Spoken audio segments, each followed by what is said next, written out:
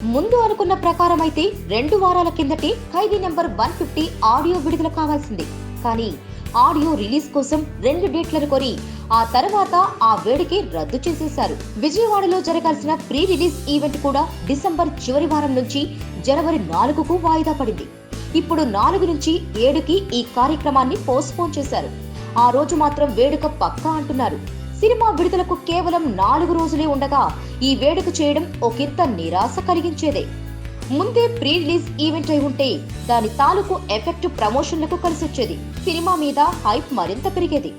Pre release event వాయిదా వల్ల ఖైదీ number 150 trailer రుచి చూసే అవకాశం కూడా అభిమానులకు లేకపోయింది. ఇంకో 4 రోజుల్లో సినిమా విడుదలవుతుండగా ట్రైలర్ రిలీజ్ చేస్తే ఉపయోగమేముంది? కనీసం 2 వారాల ముందైనా ట్రైలర్ వచ్చేట్లు చూసుకోవాల్సింది. 4వ తేదీ నుంచి 7వ తేదీకి ప్రీ రిలీజ్ ఈవెంట్ వాయిదా పడ్డ నేపథ్యంలో ట్రైలర్ ని కూడా ఆ రోజు వరకు ఆపడం కరెక్ట్ కాదేమో.